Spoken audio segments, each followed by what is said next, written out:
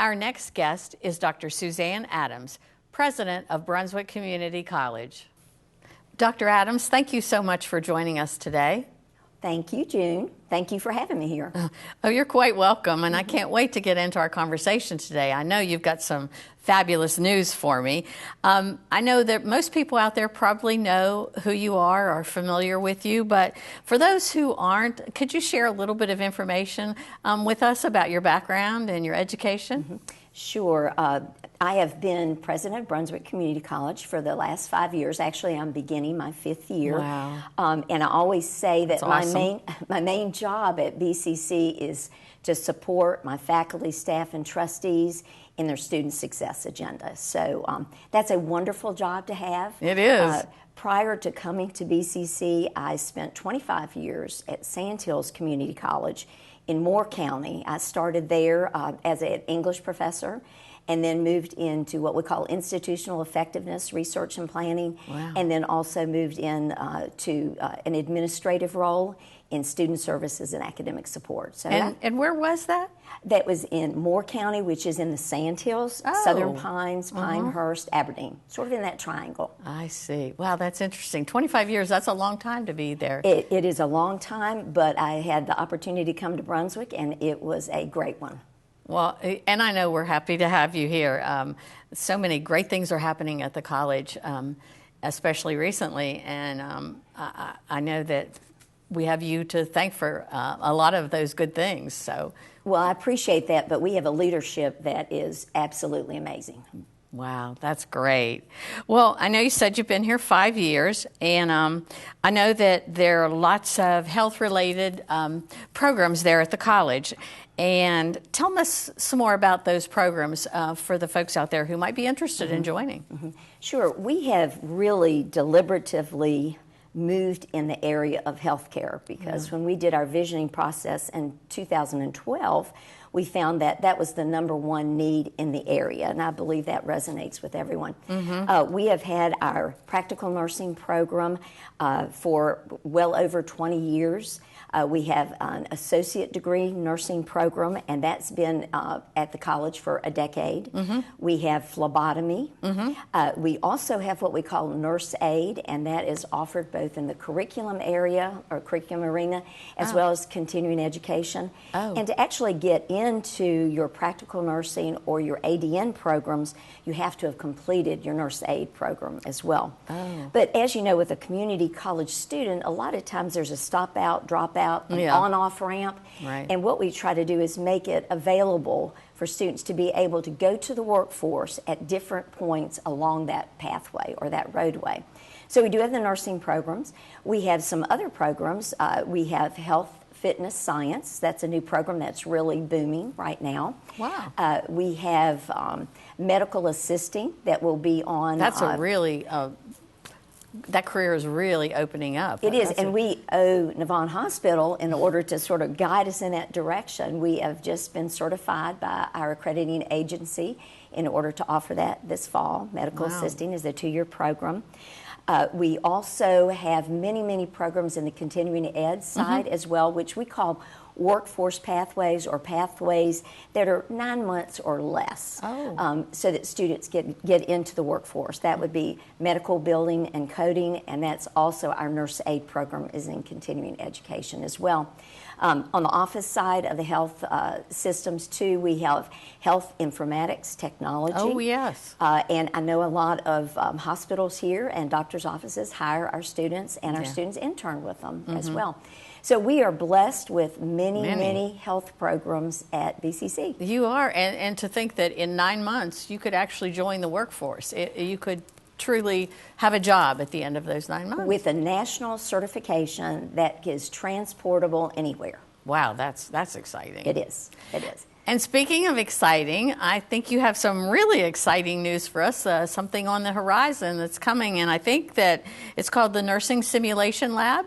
Yes, we actually call it the Hospital Sim Lab. And we have produced what we think is a mimic, an image of a hospital, and with the patients, completely with the patients. We have mannequins that are 3G. We have a setup room, a computer control center, so that we can monitor or we can set up scenarios for our students using these mannequins. We have a medical cart. We have a debriefing area. So basically, an instructor, a nursing instructor, can set up, monitor, and then review a healthcare event. And for our nursing students, can actually engage in a healthcare event, perhaps an acute event, and be reviewed by the instructor later.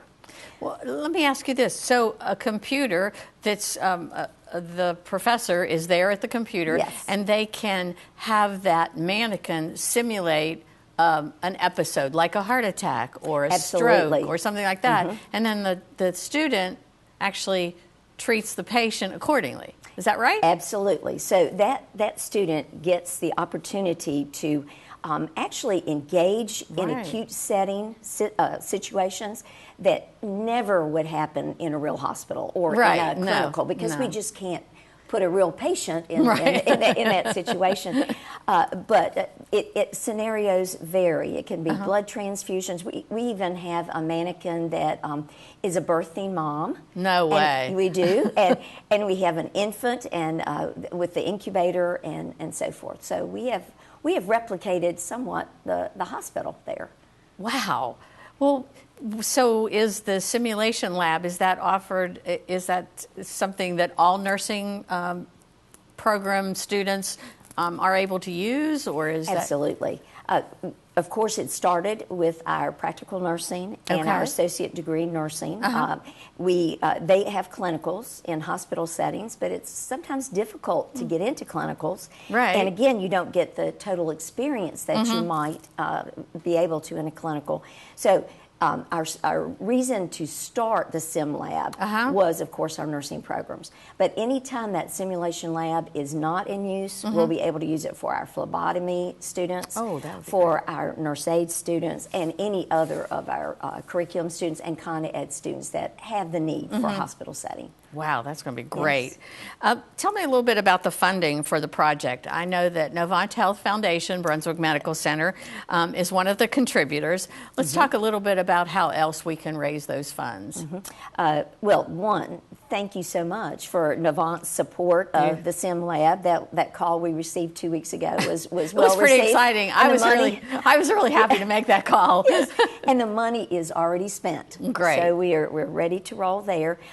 We also use much of our state equipment funds. This past year, we started gathering the equipment funds and buying our mannequins prior to actually putting the sim lab together. So we were able to use the majority of our state funds.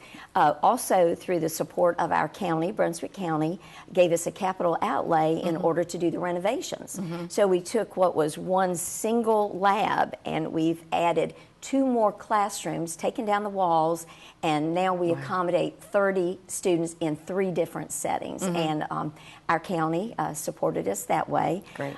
We have used funds from the former hospital authority. We had grant funds that also came through the county there, and we've been able to buy equipment. So it's a community project. It is absolutely a community project. Well, when is it going to open? Well, we are ready. The only things are the finer, the curtains, the headboards. They're still on order, but we hope to have everything in order and ready to go August 17th, which is the first day of classes. Some of our second-year ADN nursing students have already been by. Our nursing faculty say it's like Christmas because something comes in the mail all the time.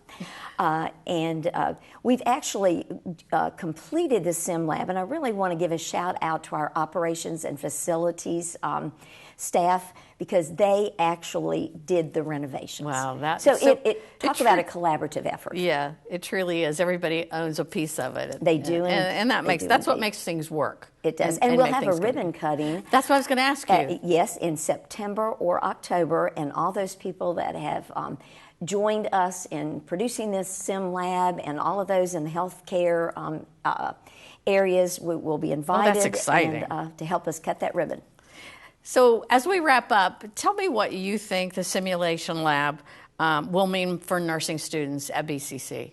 Sure. I think it allows students to use their critical thinking skills early.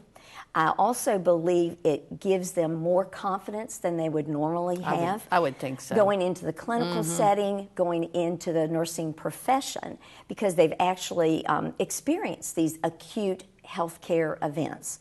So that's the biggest thing. I was just talking to my daughter, and she's a PA, graduated from Wake Forest, and I told her about our simulation lab, and she said, "Mom, we as PAs never got into the simulation lab because it was always held back for the medical students." Oh, yeah. So we have something that she didn't even experience. Well, that's great. Now, if there's somebody out there interested, is there a number they can call to find out more information about the nursing program? Sure, and I would direct the audience to our main number, which is 755-7300. And certainly individuals that are interested might ask for Barb Mankey.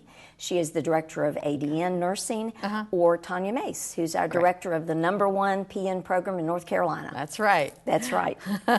Well, that's wonderful. I do appreciate you coming in today and telling us about this great new lab, and we look forward to the ribbon cutting. Well, I hope you'll be there. I'll June. be there. Thank you. Thank you.